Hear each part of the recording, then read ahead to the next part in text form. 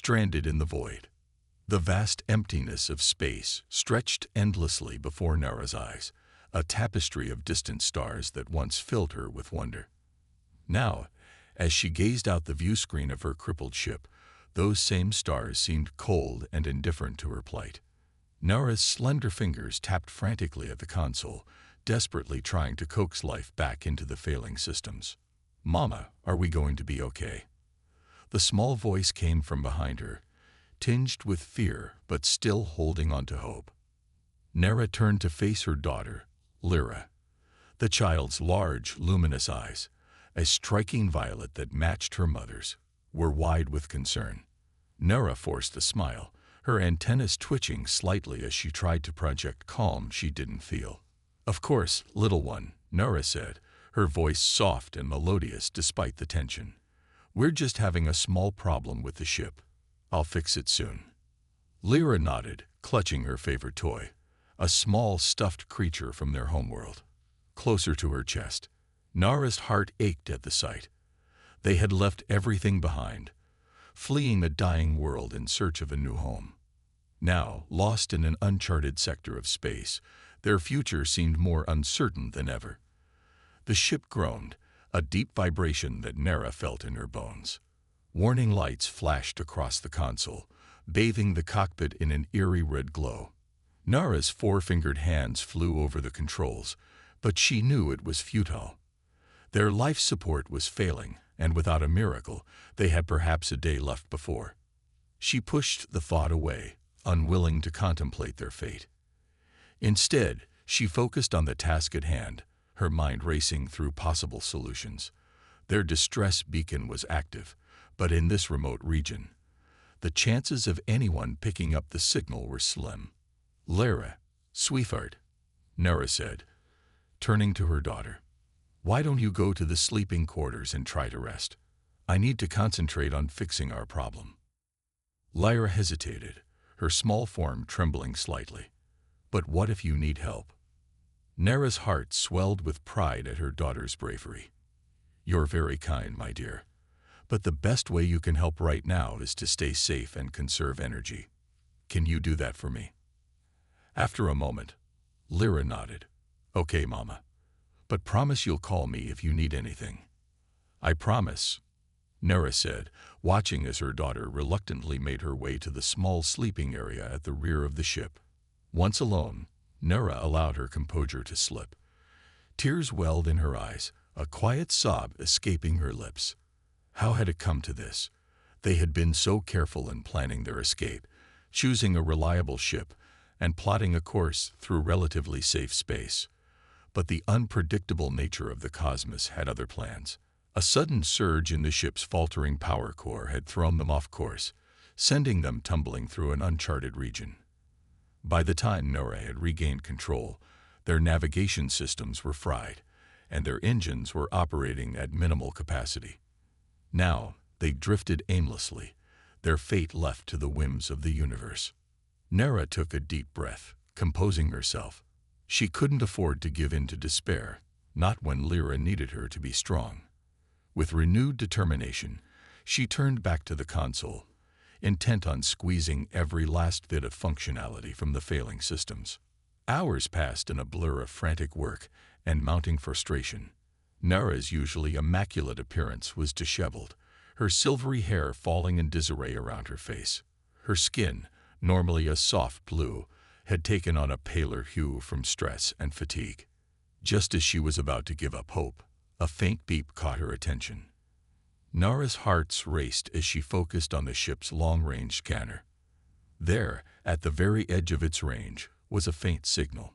It wasn't much, but it was something. Perhaps a planet, or even another ship. With trembling hands, Nara adjusted their course, using what little power remained in the engines to guide them toward the mysterious signal. It was a long shot, but it was all they had. "Lyra," she called out, her voice filled with cautious hope. "Come here, quickly." The patter of small feet announced her daughter's arrival. Lyra's face was etched with worry, but it lightened slightly at the excitement in her mother's voice. "What is it, Mama? Did you fix the ship?" Nara shook her head. Not yet, my dear. But look there.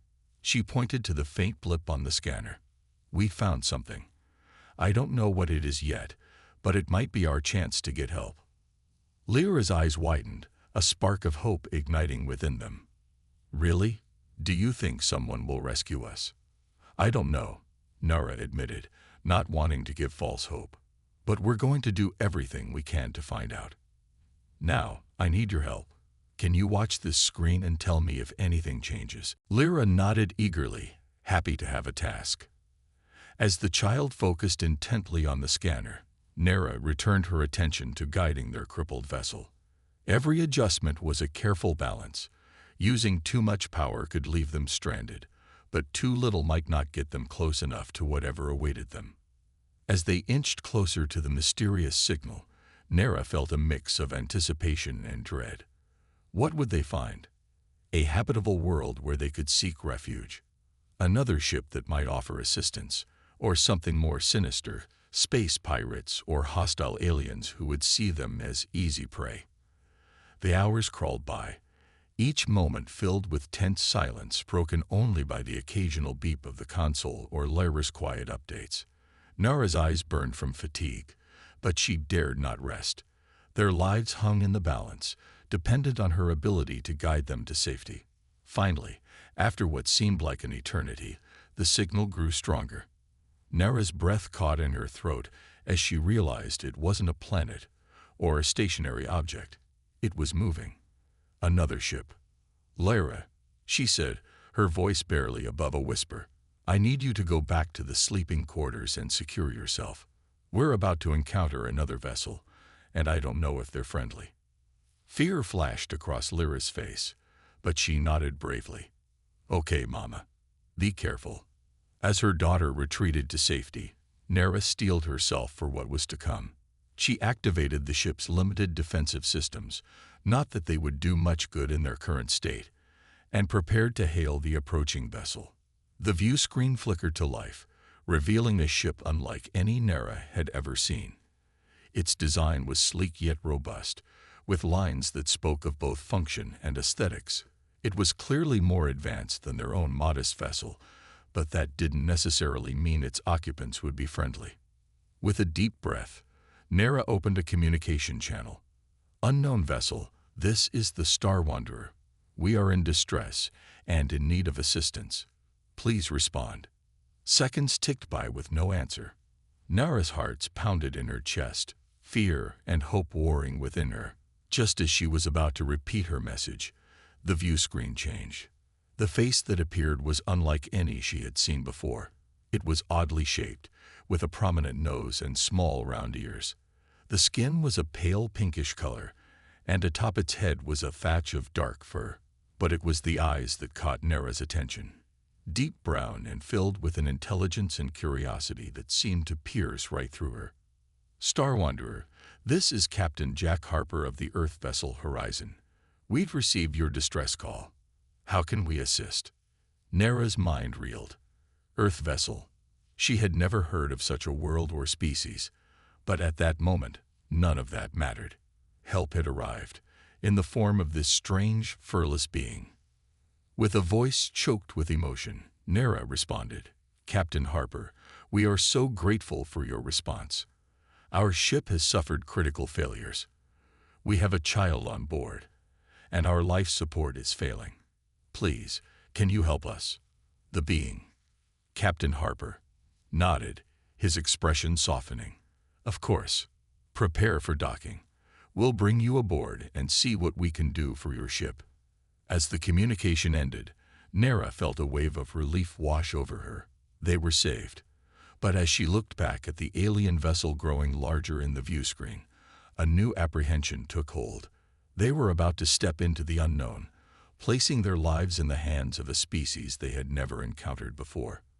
What awaited them aboard the Horizon? And how would this encounter change their fate? As the ships drew closer, Nara knew that their journey was far from over. In fact, it was only just beginning. The human encounter. As the Star Wanderer slowly approached the horizon, Nara felt a mixture of relief and trepidation. The human ship dwarfed their small vessel, its sleek design a stark contrast to the battered exterior of their own craft.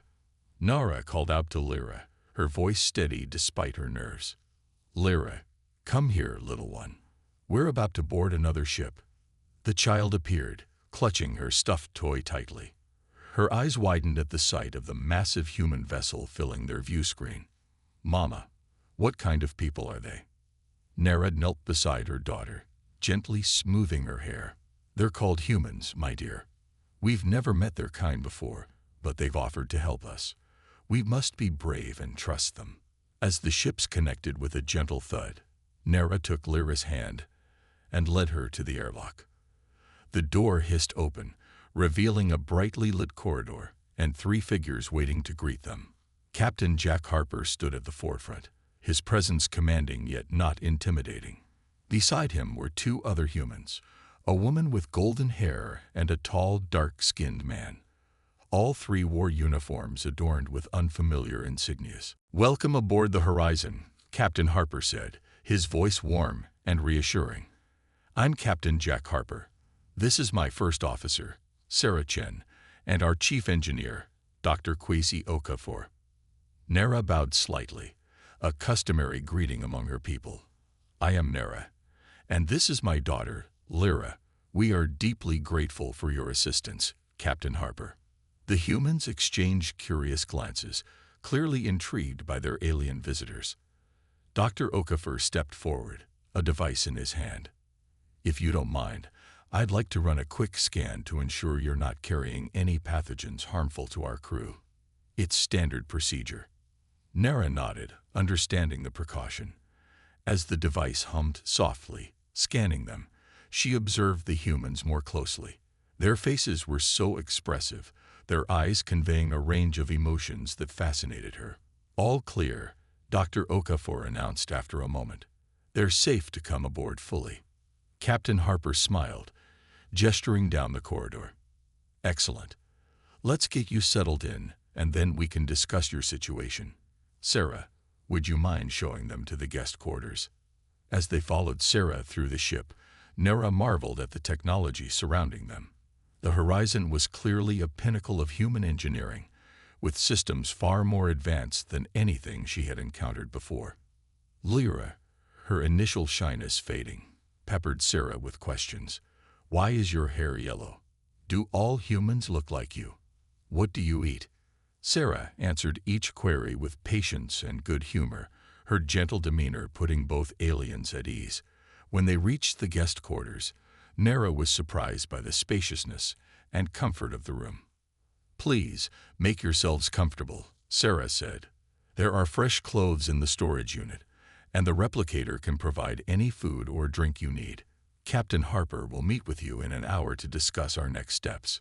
Once alone, Nara helped Lyra change into the provided clothing. Simple, soft garments that felt strange against their skin, but were undeniably comfortable. As Lyra explored the room with childlike wonder, Nara's mind raced with questions and concerns. What would happen to them now? Could these humans truly help them find a new home? And what of their own ship, carrying the last remnants of their world? An hour later, a chime at the door announced Captain Harper's arrival.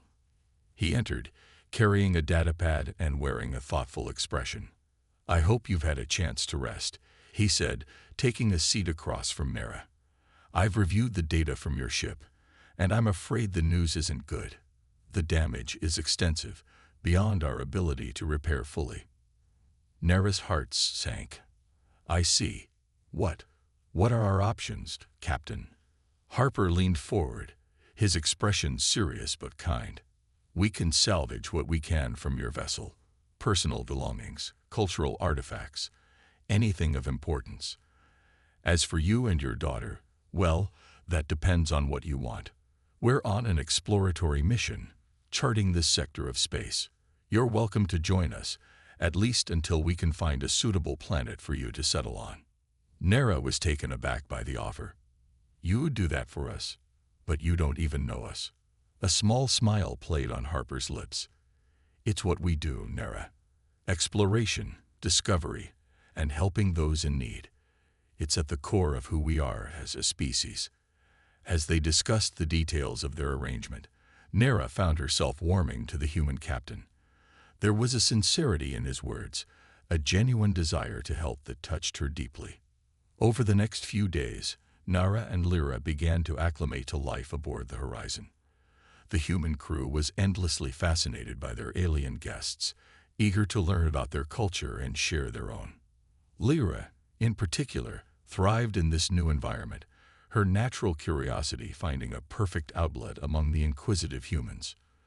Dr. Okafor took a special interest in Nara's technical knowledge, often inviting her to engineering to discuss the differences between human and Naran technology. These conversations were a balm to Nara's soul, allowing her to feel useful and engaged rather than merely a refugee. One evening, as Nara tucked Lyra into bed, the child asked a question that had clearly been on her mind. "Mama, are the humans our new family now?" Nara paused, considering her words carefully. "They are our friends, little one. They've been very kind to us, but we must remember that this is temporary. One day we'll find a new home of our own." But as she said the words, Nara wasn't entirely sure she believed them. The more time they spent with the humans, the more she began to question everything she had assumed about other species. Their compassion, their insatiable curiosity, their adaptability. It was unlike anything she had encountered before. As weeks turned into months, the Horizon continued its journey through uncharted space. They encountered wonders beyond imagination. Nebulae that painted the cosmos in breathtaking hues, planets with environments so alien they defied description, and the occasional signs of long-lost civilizations. Through it all, Nara found herself growing closer to the human crew, particularly Captain Harper. His leadership style, a blend of firm decisiveness and genuine care for his crew, impressed her deeply. They often spent evenings together on the observation deck, discussing the day's discoveries and sharing stories of their respective cultures. It was during one such evening that their comfortable routine was shattered. The ship's alarms blared to life, red warning lights bathing the corridors in an ominous glow. Harper's comm badge chirped urgently. "Captain, to the bridge immediately. We've detected multiple unknown vessels on an intercept course." Harper was on his feet in an instant, his expression grave. "Stay here," he told Nara. "I'll send someone to escort you and Lyra to a secure location." As he rushed off, Nara felt a chill run down her spine. The peaceful exploration they had enjoyed was over. Now, they faced an unknown threat, and she couldn't shake the feeling that her presence on the horizon might be the cause of this sudden danger. With Lyra clutched tightly to her side, Nara waited anxiously for news. The ship shuddered, the distant sound of weapons fire echoing through the hull. Whatever was happening, one thing was clear: their journey had taken a perilous turn, and the true test of human resilience was about to begin. Cultural clash and connection. The horizon shuddered again, the deck plates vibrating beneath Nara's feet as another volley of weapons fire struck the ship's shields. Lyra whimpered, burying her face in her mother's side. Nara stroked her daughter's hair, trying to project a calm she didn't feel. "It's all right, little one," she murmured. "The humans will protect us." As if summoned by her words, the door to their quarters slid open, revealing Sarah Chen. The first officer's usual serene demeanor was replaced by focused determination. "We need to move you to a safer location," Sarah said briskly. "Follow me, quickly." As they hurried through the corridors, Nara caught glimpses of the human crew in action. Their efficiency was impressive, each person moving with purpose, their faces set with grim resolve. It was a stark reminder that despite their warmth and hospitality, these humans were also formidable when threatened. Sarah led them to a heavily reinforced room deep within the ship's interior. Several other crew members were already there, monitoring various systems and relaying information to the bridge. "You'll be safe here," Sarah assured them. "I need to get back to the bridge, but I'll make sure you're kept informed." As Sarah turned to leave, Nara caught her arm. "Wait. Who's attacking us? Is it because of us?" Sarah's expression softened slightly. We don't know yet, but even if it is, that doesn't change anything. You're under our protection now." With that, she was gone, leaving Nera to contemplate the implications of her words. The thought that they might have brought danger to these humans filled her with guilt and dread. Hours passed in tense silence, broken only by the occasional update from the comm system and the muffled sounds of distant combat. Lyra had finally fallen into a fitful sleep, curled up on a makeshift bed in the corner. Suddenly, the ship gave a violent lurch, throwing Nera off balance. The lights flickered ominously before stabilizing. A moment later, Captain Harper's voice came over the comm system. "All hands, brace for impact. We're going to attempt an emergency landing." Nera's heart raced as she secured Lyra and herself as best she could. The next few minutes were a blur of motion and noise as the horizon plummeted through an unknown atmosphere. With a bone-jarring impact, the ship came to rest, the sudden silence almost as deafening as the chaos that preceded it. As the dust settled, Nera cautiously rose to her feet, checking Lyra for any injuries. The child was shaken but unharmed. Around them, the human crew was already in motion, assessing damage and preparing for whatever might come next. The door slid open, revealing a disheveled but unharmed Captain Harper. "Is everyone all right?"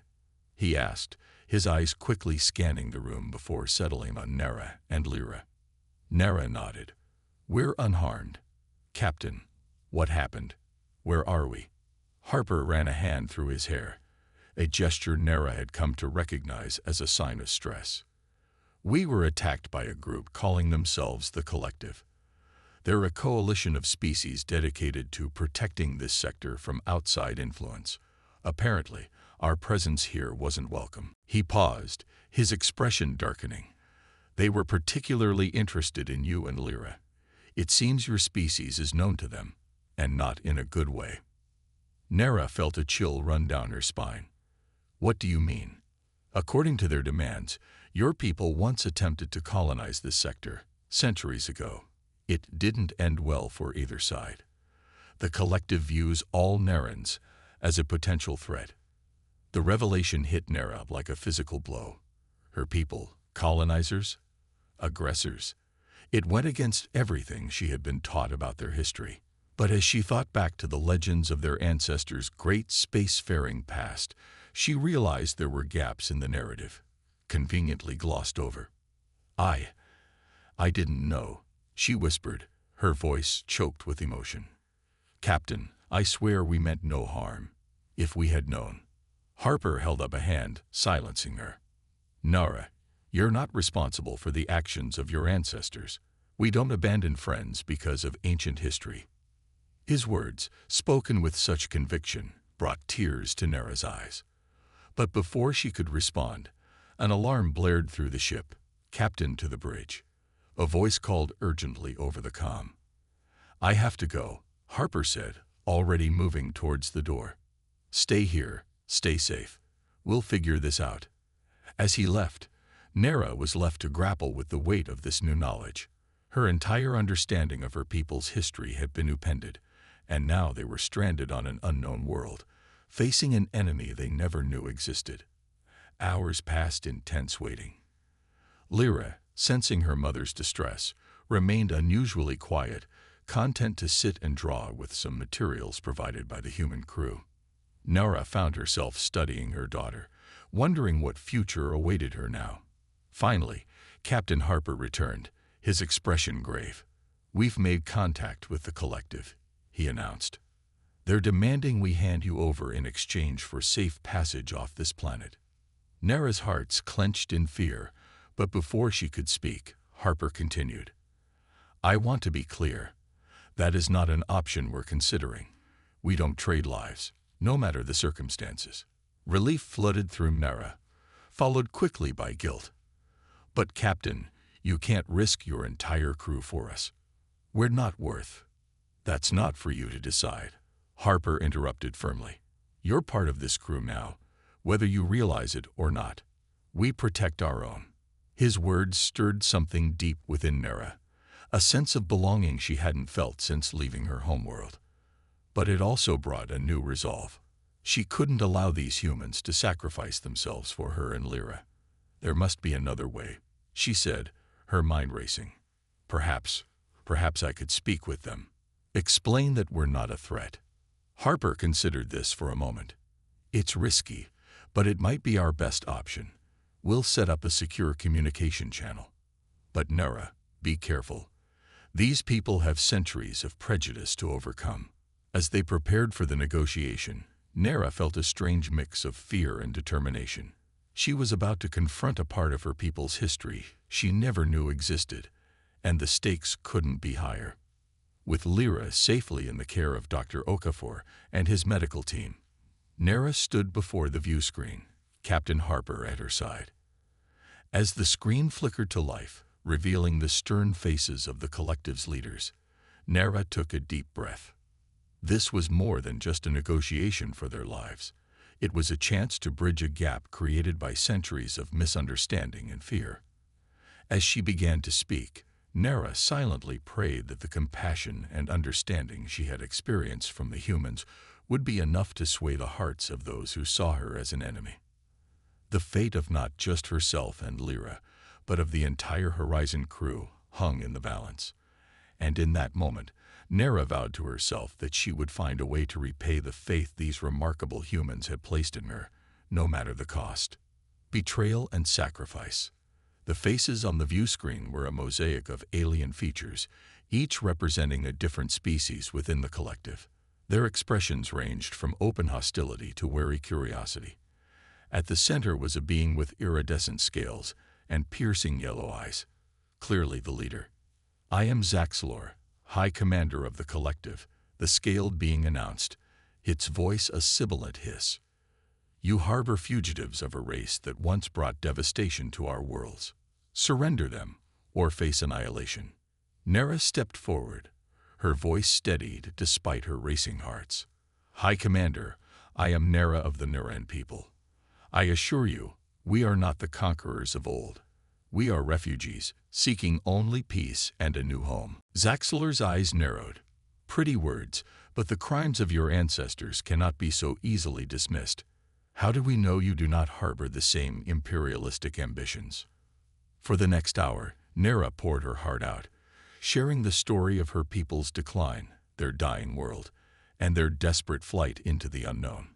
She spoke of the kindness shown by the humans, of the cultural exchange that had enriched both sides. Throughout it all, Captain Harper stood silently at her side, a steady presence lending her strength. As Nara's impassioned plea came to an end, there was a long, tense silence. The collective leaders conferred among themselves in hushed tones. Finally, Zaxlor spoke again. "Your words are compelling," the High Commander admitted reluctantly. "Perhaps there is room for reconsideration. We will allow a small delegation to come planetside. If you can prove your peaceful intentions, we may be willing to negotiate." As the transmission ended, Nara let out a shaky breath. Harper placed a reassuring hand on her shoulder. "You did well," he said softly. "But this isn't over yet. They could still be laying a trap." Nara nodded, her mind racing. "I need to go down there. It's the only way to convince them." Harper's expression tightened. "It's too dangerous. I can't allow it." "With all due respect, Captain," Nara countered, her voice firm, "you can't stop me. This is my fight, my chance to make things right. I won't risk any more human lives." After a heated debate, a compromise was reached. Nara would go to the surface, accompanied by a small team including Captain Harper and Dr. Okafor. Lyra would remain aboard the Horizon under Sarah's protection. As they prepared for the mission, Nara knelt before her daughter. "I need you to be brave, little one," she said, fighting back tears. "I'm going to make things right, to ensure we have a future. Promise me you'll be good for Sarah." Lyra nodded solemnly, her small hands clutching her mother's. "I promise, Mama, but please come back." "I will," Nara vowed, praying it wasn't a lie. The journey to the surface was tense, the shuttle descending through roiling clouds into a world of harsh, windswept plains. As they landed, Nera saw a group of collective representatives waiting, their weapons clearly visible. What followed was a grueling series of negotiations, interrogations, and tests. The collective scrutinized every aspect of Nera's being, from her genetic makeup to her psychological profile. Harper and Okafor stood by her side throughout, offering support and corroboration of her story. Days turned into weeks. Slowly, painfully, progress was made. Some members of the collective began to soften their stance, seeing Nera not as a threat, but as a victim of circumstance, much like their own ancestors had been. But as hope began to grow, disaster struck. A faction within the collective, led by a scared warrior named Krell, refused to accept the possibility of peace. They saw the negotiations as a sign of weakness, a betrayal of their ancestors' sacrifices. In the dead of night, Krell's followers launched a surprise attack on the negotiation camp. Chaos erupted as energy weapons flared in the darkness. Nera found herself pulled to safety by Harper, his human strength surprising as he shielded her with his own body. "We need to get back to the shuttle," Harper yelled over the din of battle. This whole thing was a setup. But as they ran, weaving through the chaos, Nera realized with horror that they were cut off from their escape route. Krell and his forces had positioned themselves between the humans and their only way off the planet. It was in that moment of desperation that Nera made a decision that would change everything. "Captain," she said, her voice calm despite the fear coursing through her. "Take Dr. Okafor and get to the shuttle. I'll distract them." Harper's eyes widened in shock. "Nera, no, we're not leaving you behind." "You have to," Nera insisted. "Think of your crew, think of Lyra. She needs you to survive, to take care of her if I can't." Before Harper could protest further, Nera darted out from their cover, calling out to Krell and his forces. "Here I am. The Neran you fear so much. Come and face me." As Krell's attention snapped to her, Nera saw Harper hesitate for a split second before grabbing Okafor and making a run for the shuttle. Her heart ached, but she knew she had made the right choice. Surrounded by hostile forces, Nera stood tall, her voice ringing out across the battlefield. "Is this how you honor your ancestors? With treachery and violence against those who come in peace?" Her words gave Krell pause, if only for a moment. It was enough. In the distance, Nera heard the roar of the shuttle's engines. Harper and Okafor had made it. Lyra would be safe. As Krell advanced, weapon raised, Nera closed her eyes. She thought of her daughter, of the kind humans who had taken them in, of the future she had hoped to build. A single tear slid down her cheek. "I'm sorry, Lyra," she whispered. "Be strong, my little star." The sound of an energy weapon discharge filled the air, and Nera braced herself for the end. But the expected pain never came. Instead, she heard a familiar voice cry out in agony. Her eyes flew open to see Captain Harper crumpling to the ground before her, smoke rising from a wound in his chest. He had come back for her, throwing himself in the path of Krell's shot. As Nera fell to her knees beside the fallen captain, the battlefield fell silent. The enormity of what had just happened settled over everyone like a heavy shroud. In that moment of shocked silence, the future hung in the balance. The actions of a single human, willing to sacrifice everything for an alien he barely knew, would set in motion a chain of events that would reshape the relationships between species for generations to come. But for Nera, cradling the body of her savior, the future was a distant concern. All she could think of was the terrible price of prejudice and fear, and the incredible capacity for love and sacrifice she had witnessed in these remarkable humans. As tears streamed down her face, Nera made a silent vow. Whatever happened next, she would ensure that Captain Harper's sacrifice was not in vain. The legacy of this moment would be one of hope, not hatred, of unity, not division. The dawn of a new era was breaking, painted in the bold colors of human courage and compassion. And Nera, once a lost and desperate refugee, now found herself at the heart of a story that would be told across the stars for centuries to come. Triumph of humanity. The silence that followed Captain Harper's fall was deafening. Nara's anguished cry broke through the stillness, snapping everyone back to the reality of the moment. She cradled Harper's head in her lap, her tears falling onto his pale face. "Why?" she whispered. "Why did you come back?"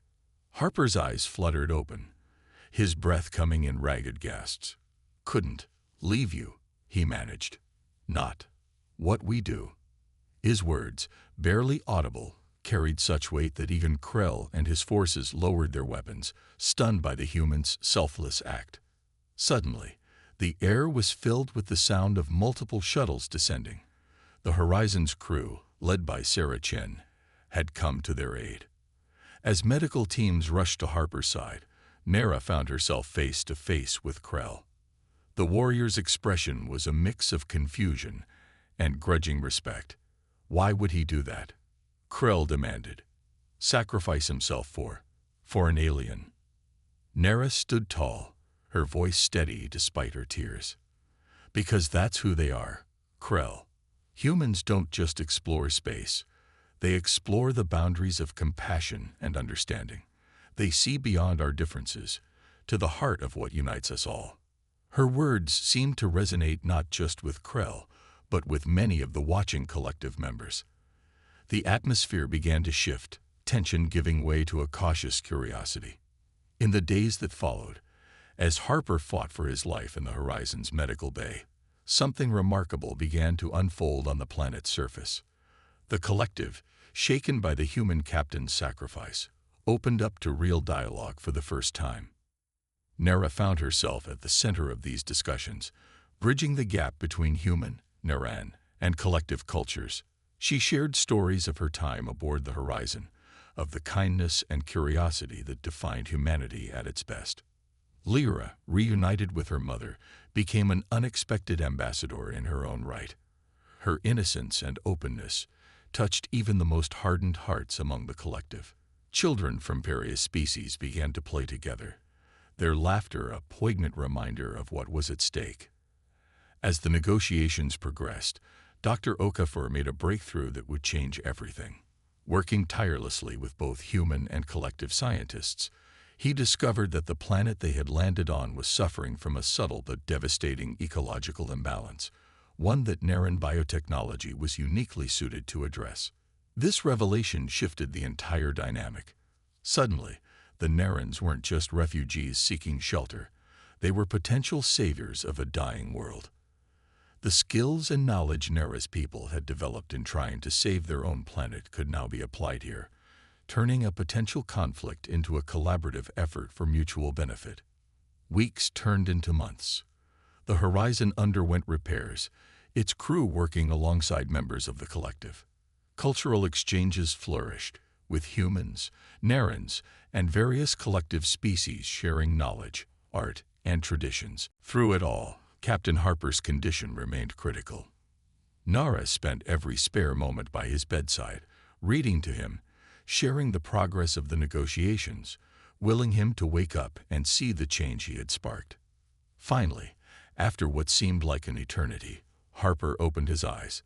His first words were a hoarse whisper. "Did it work? Are you safe?" Nara couldn't hold back her tears as she nodded. "Yes, Jack. We're all safe. And it's because of you."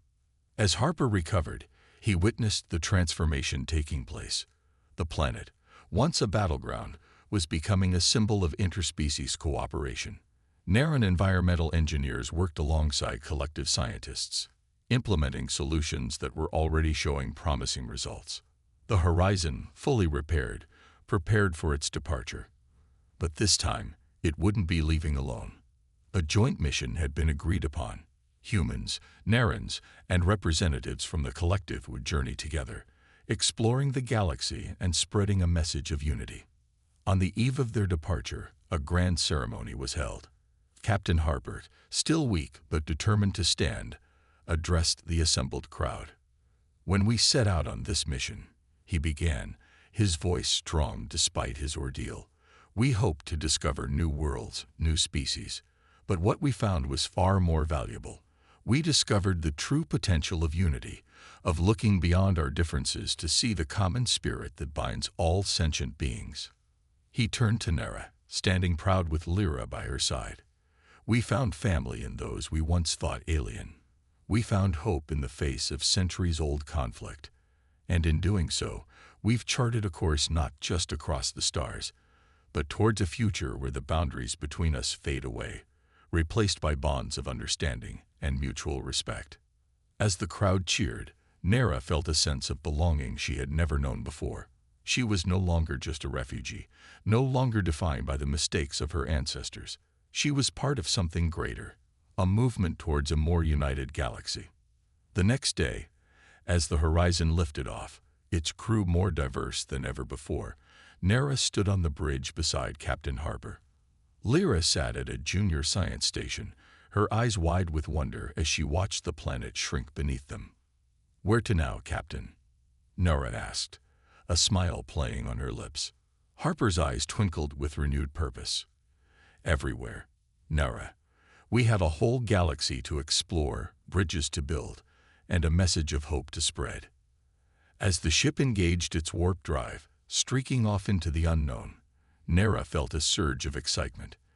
The journey ahead would not be easy.